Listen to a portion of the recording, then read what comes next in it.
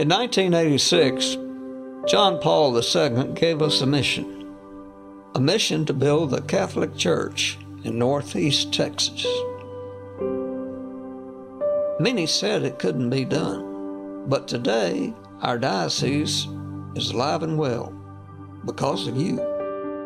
We are a diocese in development, a diocese growing, strengthening our Catholic faith, and welcoming newcomers to our churches. The growth of the diocese, it depends on you, our faithful families. Only through your support can we continue to grow. St. Peter the Apostle gives us a beautiful message in his first letter, chapter 5. God's flock is in your midst, give it a shepherd's care. That is the essence of my work as shepherd of the Diocese of Tyler. I'm Bishop Joseph Strickland, Bishop of Tyler for about 3 years now, and it is my mission, our mission, to give that shepherd's care. God's flock is in your midst. Will you respond to the call of Christ?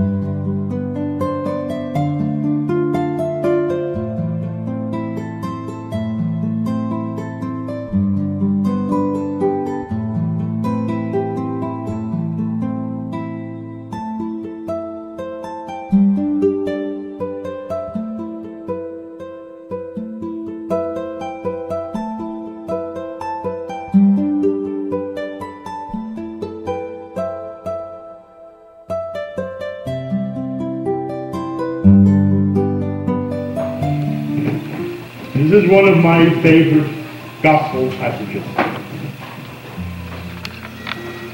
Not just one of them. I suppose if I was to be pushed, I would say it is my favorite gospel passage.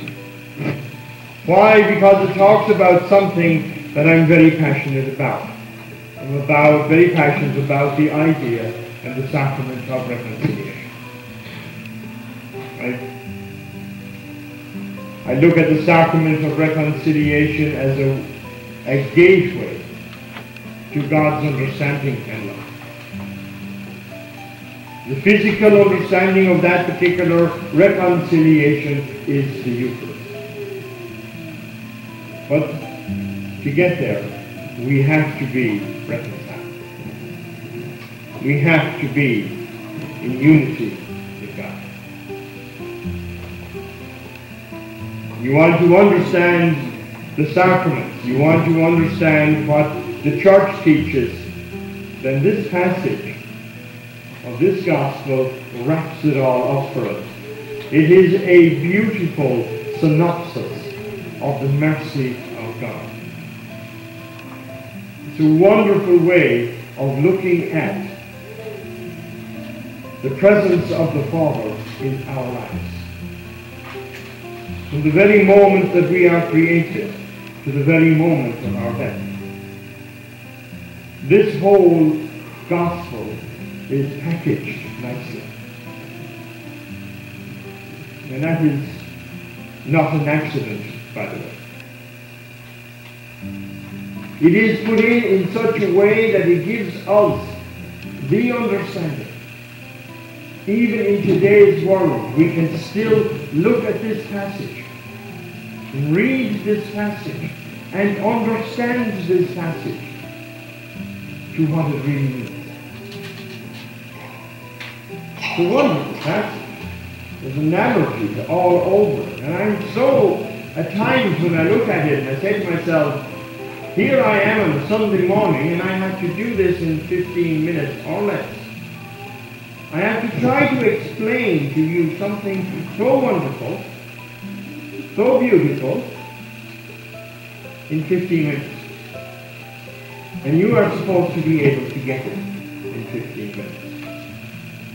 That's an impossibility. But yet at the same time, that's what I'm asked to do. If I had my way, I'd give the whole day talking about this passage. Because I could. There is so much packaged into this particular scripture passage that it actually can blow your mind away. And our early church fathers wrote about it.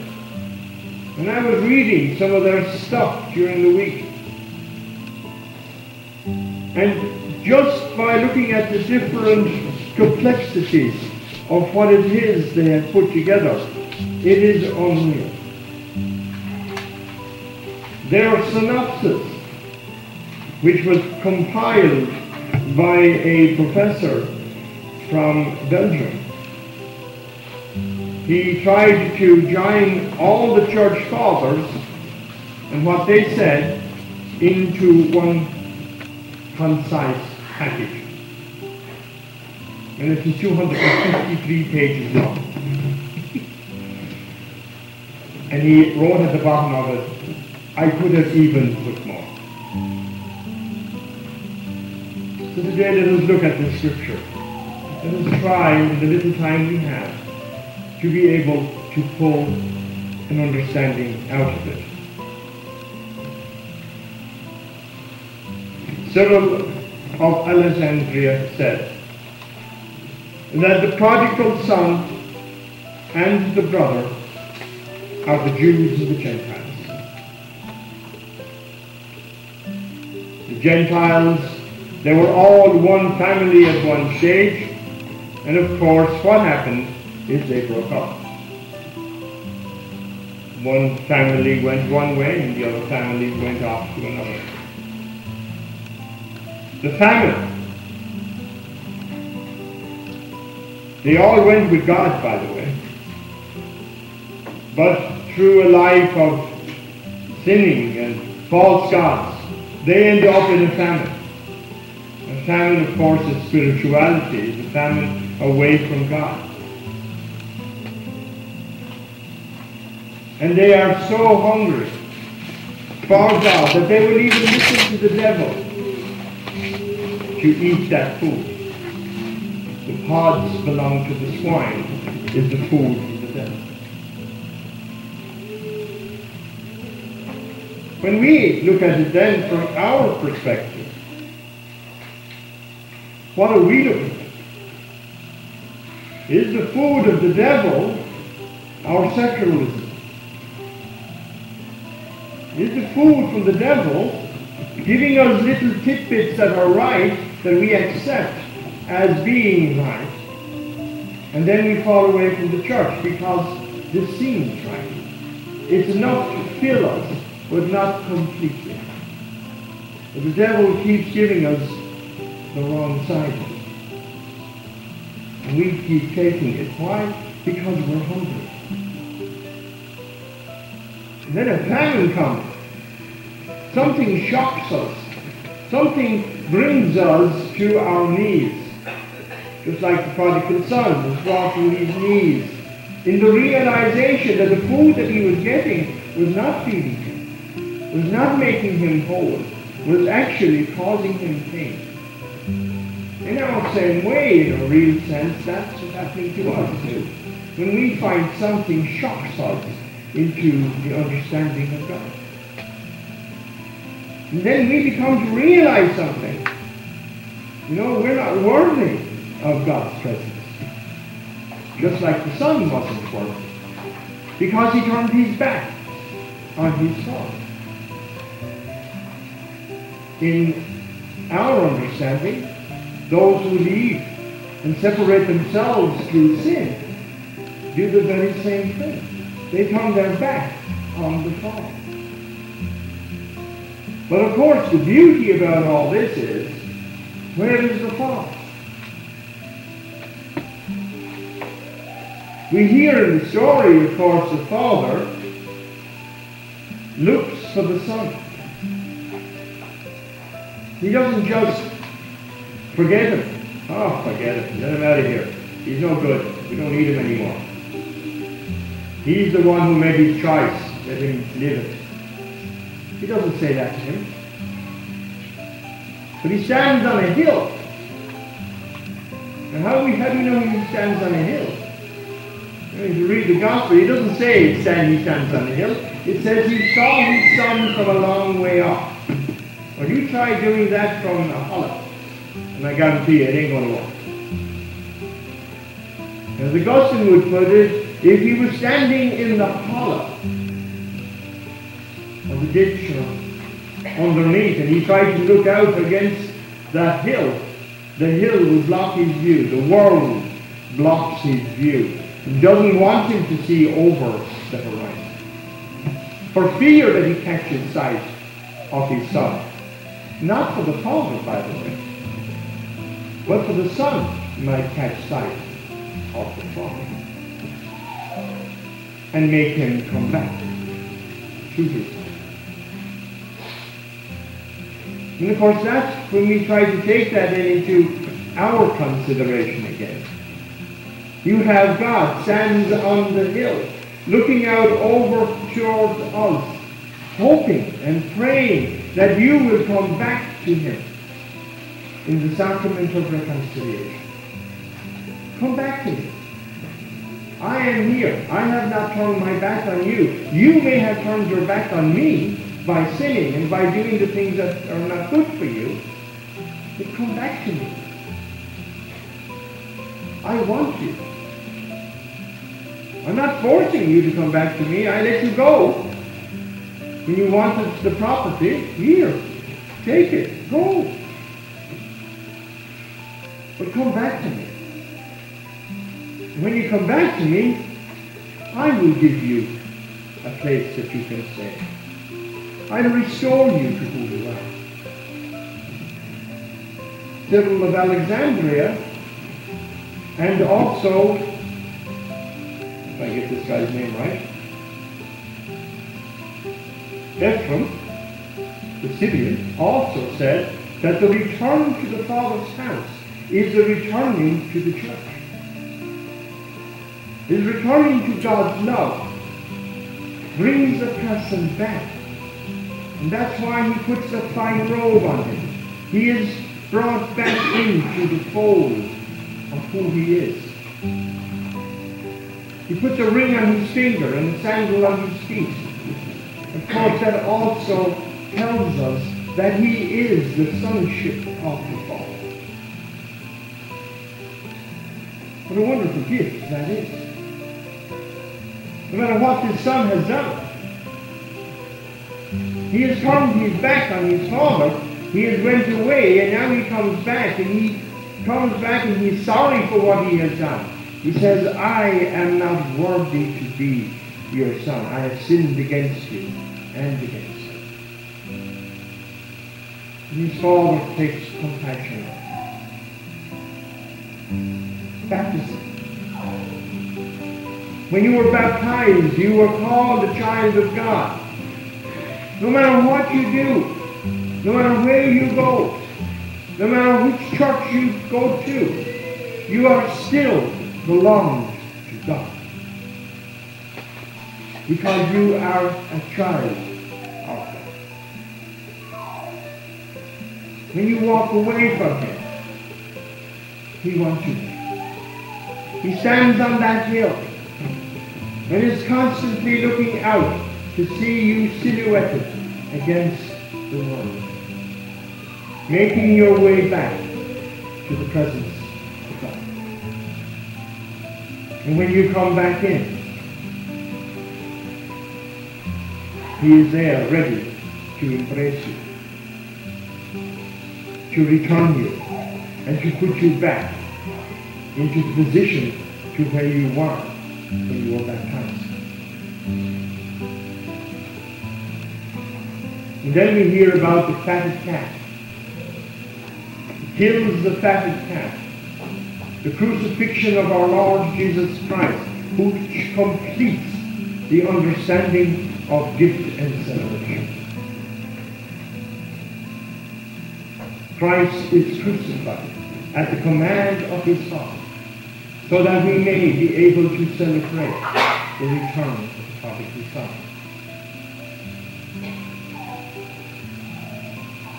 After the Syrian says that this is the return to the Father's house, and a return to Eden, with the reconciliation of the Father to all. Following in the path of the Lord's Prayer, the prodigal confesses his sins to the Father, and the Father opens him and the gates of paradise to him, and is no longer a sinful person, but restored back to the sonship to which he originally came from. Then we come to the brother. The brother who is out in the fields. He walks back in. And he sees the celebration of the son. His other brother. He's younger. And he is angry. Because he has been with the Father all along. And he hasn't been allowed to celebrate everything that he needs. In a funny way, that's us. We sometimes get angry at others when they come back into the church. Or what are they doing there? You know? Or we get mad at other people because they've done something to us and we just cannot release that sense of forgiveness to them. And so we not only do we separate ourselves from that of God, we separate ourselves from that of our family as well, our church, and who we are, and what we are. And what happens? When the Father comes out and he says, come back, he pleads now with the other son. And he says, you come back to me too. I want both of you. I'm not looking for one of you. I want you both. I want all of you, my children, to be in my house, which of course is heaven. Fullness understanding is salvation. And we try to do our best to do so. That's why I preach about confession. That's why the sacrament of reconciliation is so paramount to our beings of who we are. To allow us to be able to walk back in to God and tell him that we're sorry. To be that prodigal son. Not just the prodigal son, but to be the son, the older, who also needs to go and ask for forgiveness. We're not good at it. In fact, we've become so bad at it that we don't even see it anymore. We don't even think about it. We would sit in a church and say, oh, that's okay. I would just say, I tell God I'm sorry and I'm fine. What about the family of the church? What about your family members and friends? Do they not deserve to be told that you are sorry for what you have done? That's what the church does. It acts as the family. When you come back to confession, the priest doesn't tell you that you're going to be condemned for what you have done. He tells you, go in peace, your sins have been forgiven you. You are reconciled. Come and join us in the celebration of the Eucharist, where we receive Christ once more, the proper food, the food of the sacrifice of salvation in our hearts.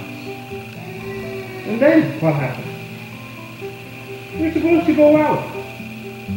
We're supposed to give that grace, that love, that understanding, not just to the ones immediately around us, but to beyond.